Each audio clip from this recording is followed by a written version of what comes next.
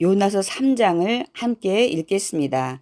요나서 3장에는 요나가 니느웨 성에 들어가서 하나님 말씀대로 40일이 지나면 니느웨가 무너진다는 말씀을 선포하자 니느웨의 모든 백성, 왕과 짐승까지 그들은 금식 이상의 단식까지 하고 이들이 이제 악한 길에서 돌아서는 이런 일로 말미암아 하나님께서 계획하던 모든 일을 뜻을 돌이키는 것을 기록하고 있습니다.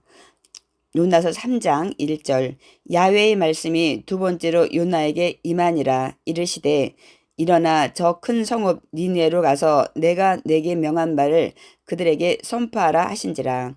하나님께서 우리가 요나서 1장에 요나에게 똑같은 명령을 하신 것을 알 수가 있습니다.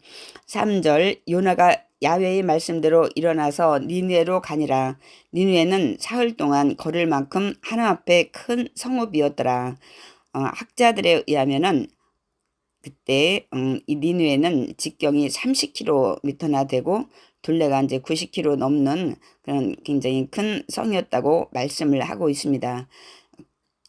4절 요나가 그 성읍에 들어가서 하루 동안 다니며 외쳐 이르되 40일이 지나면 니느웨가 무너지리라 하였더니 사흘 동안 걸을 만큼 큰 성읍이었는데 비해서 요나는 하루 동안을 다니며 외쳤다고 말씀하고 있습니다. 사실 사흘 동안 걸을 만큼 큰 성읍이라면 곳곳에 그 말씀을 선포하다 보면 사실 사흘이 아니라 일주일 걸릴 수도 있겠죠. 그런데 요나가 얼마나 빨리 선포하고 다녔는지 하루 동안 밖에 걸리지 않았다고 말씀하고 있습니다. 아니면 자세히 선포하지 않았다는 또 뜻도 가질 수가 있습니다. 5절 니느웨 사람들이 하나님을 믿고 금식을 선포하고 높고 낮은 자를 막론하고 굵은 베옷을 입은지라. 요나가 사흘이 아니라 하루 동안만 전했음에도 불구하고 그들은 요나의 그 선포의 얘기를 듣고 하나님을 믿고 금식도 선포하고 높고 낮은 모든 자를 막론하고 굵은 베옷을 입고 회개하며 금식에 들어간 것을 알 수가 있습니다. 6절 그 일이 니느웨 왕에게 들림에 왕이 보좌에서 일어나 왕복을 벗고 굵은 베옷을 입고 제위에 앉으니라. 왕도 이 요나가 전하는 것들에 대해서 의심을 해볼 수도 있겠는데 전적으로 믿은 것을 볼 수가 있습니다. 7절 왕과 그의 대신들이 조서를 내려 니느웨에 선포하여 이르되 사람이나 짐승이나 소떼나 양떼나 아무것도 입에 대지 말지니 곧 먹지도 말 것이요 물도 마시지 말 것이며 조서를 내리고 선포했으니 더 빠르게 니느웨 온 성에 이것이 전해졌을 것입니다. 근데 아무것도 입에 대지 말라는 거예요. 사람뿐만 아니라 짐승도 물도 마시지 말 금식 이상의 단식을 선포하는 것을 볼 수 있습니다. 8절 사람이든지 짐승이든지 다 굵은 베옷을 입을 것이요 힘써 하나님께 부르짖을 것이며 각기 악한 길과 손으로 행한 강포에서 떠날 것이라.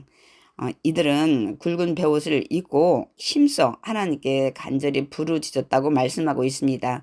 한 단계 더 나가서 각기 악한 길과 손으로 행한 강포에서도 이들이 손을 끄는 것을 볼 수가 있습니다. 우리가 이사야 58장에 보면 그 하나님이 기뻐하는 금식은 흉악의 결박을 푸는 것이라고 악한 길에서 돌아서는 거라고 말씀하고 있습니다. 이들은 그 말씀대로 이 모든 것들을 한 것입니다. 금식도 하고 기도도 하고 행함도 한 것입니다. 9절 하나님이 뜻을 돌이키시고 그 진노를 그치사 우리가 멸망하지 않게 하시리라. 그렇지 않을 줄을 누가 알겠느냐 한지라. 그러니까 이들은 이렇게 하면은 하나님께서 뜻을 돌이킬 것이라고 생각을 한 것 같습니다. 10절 하나님이 그들이 행한 것 곧 그 악한 길에서 돌이켜 떠난 것을 보시고 하나님이 뜻을 돌이키사 그들에게 내리라고 말씀하신 재앙을 내리지 아니하시니라.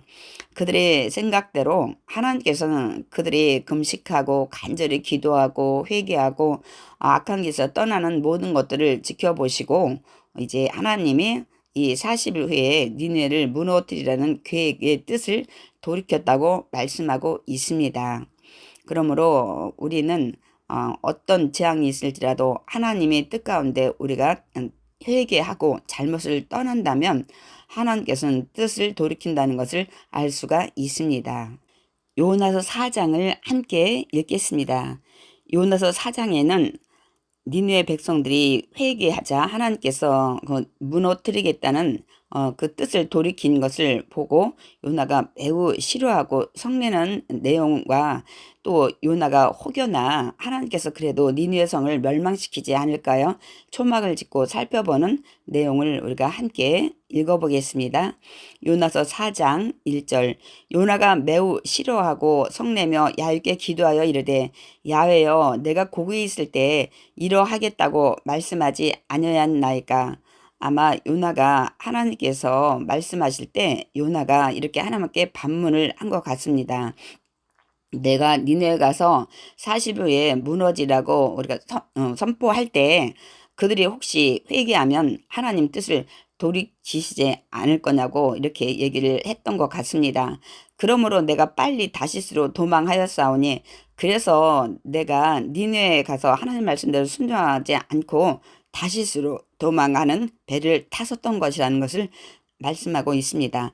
주께서는 은혜로우시며 자비로우시며 노하기를 더디하시며 인애가 크시사 뜻을 돌이켜 재앙을 내리지 아니하시는 하나님이신 줄을 내가 알았음이니이다. 하나님에 대해서 정확히 알고 있었던 요나를 볼 수가 있죠. 정말 은혜롭고 자비롭고 노하기를 더디하시며 인애가 크시기 때문에 이렇게 악한 백성일지라도 회개하고 돌이키면 하나님께서의 재앙을 내리지 않는 하나님에 대해서 말씀을 하고 있습니다.